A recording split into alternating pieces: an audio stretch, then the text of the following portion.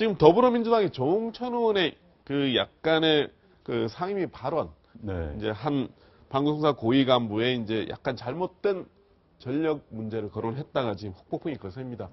먼저 한번 조홍천 의원에 대해서 이재경 대변인의 한 발언 한번 들어보고 얘기를 시작하겠습니다.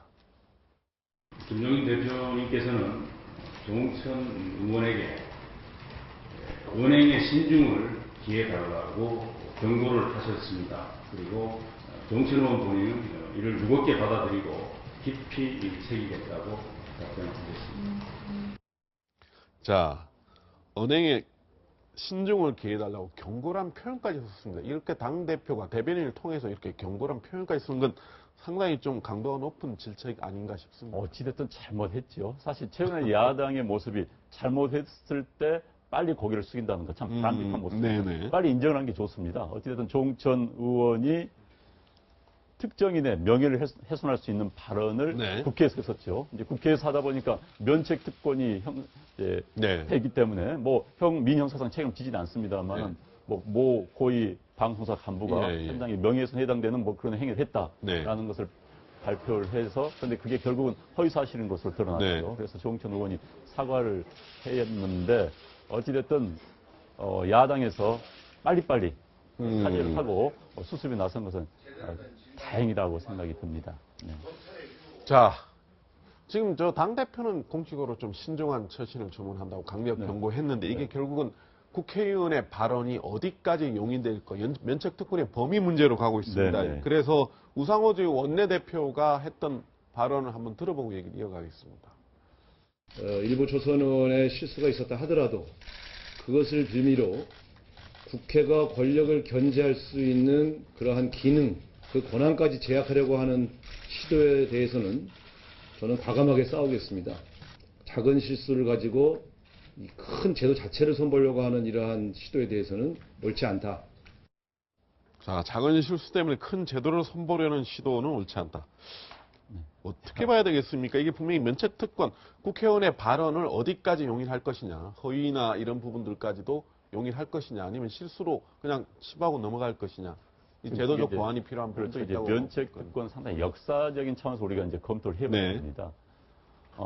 어찌됐든 한국에서뿐만 아니라 본래 국회의원의 면책특권은 각국이 다 부여를 하고 있습니다. 근데 의회 정치가 시작된 영국에서 과거 왕의 권력에 도전하는, 그러니까 국민들이 직접 뽑은 국민의 대기관이 의회에 대해서 왕이 견제를 하고 말 안 듣는 사람 잡아갈 수 있는 거거든요. 그렇죠. 말 잘못했다 해서 잡아갈 수 있는 거. 이것을 막기 위해서 국회의원에게 신분 보장해 주는 것입니다. 그런데 이제 이것이 후대로 오면서 국회의원들이 정략적인 목적으로 이용되는 경우가 굉장히 많았었습니다. 특히 이제 우리나라 같은 경우는 여야가 극심한 공방을 벌이는 가운데서는 확인되지 않은 인신 공격적인 발언을 통해서 그런데 이게 면책특권 때문에 마구 할 수가 있거든요. 그래서 뭐 예를 들어서 특정인, 특정 장관, 특정 정치인, 상대당 정치인에 대해서 국회 본회의장에서 의도적으로 그냥 그때 말로 공격을 하고 까는 겁니다.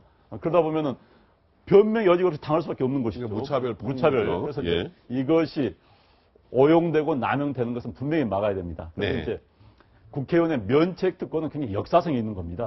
이것 자체를 없애려면은 헌법을 개정해야 됩니다. 이건 헌법사항입니다. 그런데 헌법 개정은 지금 쉽지가 않지요. 그렇죠. 이것만 또 고치기도 어려운 거예요. 그렇죠. 개헌을 해야 되는데 그래서 면책특권 부분은 국회의원 스스로의 양식이 중요합니다. 기본적으로. 그래서 이제 미국 같은 경우에는 국회윤리위원회를 굉장히 강화합니다. 그래서 만약에 해당 의원이 면책특권 때문에 뭐 면책은 된다 하더라도 그 발언이 특정인에 대해서 과도하게 인신 공격적이다 하면은 국회윤리위원회에서 징계를 합니다. 아주 센 징계를 합니다. 그래서 우리나라도 좀 그것을 참고해서 뭐 개헌을 해서 바꾼다면 좋지만 그게 쉽지가 않습니다. 그렇죠. 면책특권이라는 것이 사실 저는 대의기관인 국회의원들의 어느 정도의 면책특권은 필요하다고 봅니다. 이제 권력과의 싸움이 아니라요. 국회는 기본적으로 다양한 이해관계를 조정하는 것입니다. 정치라는 기본적으로 한 사회가 가지고 있는 한정된 가치와 자산을 불만을 최소화시키면서 분배하는 기능을 가지고 있습니다. 불만을 최소화시키고 분배할 때 이제 국회의원들이 국회에서 활동을 통해서 어떤 이해 집단과의 그 국회의원의 행동과 발언이 대치할 수가 있습니다. 그렇죠. 그럼 그 이해 집단에서 예를 들어서 예. 뭐 소송을 걸을 때 그렇죠. 굉장히 불만을 품을 수 있죠. 그렇죠. 예. 그런 것을 막는 게 앞으로 굉장히 중요해질 겁니다. 네. 권력, 뭐 행정부의 싸움뿐만 아니라 네. 앞으로의 각각의 이해 집단들이 네. 권력 기관화돼서 네. 나올 때 국회의원들이 어떻게 할 것인가 문제. 예. 그런 차원에서라도 면책동원권은 부여하는 게 낫습니다. 네. 그러나 현재 한국처럼 양당의 이념적인 갈등이 심하고 네. 뭐 이해관계 조정의 차원을 넘어선 네. 정략적인 차원으로 명칭통을 쓰면서 네. 사회를 공격하는 이것은 막아야 되겠다. 네. 그래서 이런 차원에서 그런 의도로 활용될 경우에는 국회 윤리위원회라든지 이런 데서 강한 징계를 해서 그래서 그런 사람들은 떨어뜨리면 되는 겁니다. 네. 국민들에게 이걸 알려서 특히 해당 지역구에 알려서 이런 사람은 다시는 뽑지 못하도록 그렇게 만드는 게 가장 중요합니다. 그동안 국회 윤리가 제대로 작동이 안 됐으니까 아마 국민들은 좀 그렇죠. 그런 정도로 되겠느냐 이런 윤리위원회가 그동안은 그냥 솜방망이식으로 그쳤고 네. 그다음에 이제 윤리위원회가 이제 국회법과 관련된 건데 윤리위원회 결정이 다시는 국회의장한테 올라가야 됩니다. 그래서 국회의장이 네. 이제 최종적으로 국회 윤리위원회가 따로 있어요. 네. 국회 윤리위원회가 있고 민간인 윤리위원회가 있습니다. 네. 민간인 윤리위원회에서 세게 한다 하더라도 또 이제 국회 내 윤리위원회에서는 국회의원들로 구성된 윤리위원회에서는 뭐 내 가족 껴안기식으로 해서 솜방망이 그렇죠. 결정을 내리기 때문에 문제가 되어 왔죠. 네. 아마 그 부분도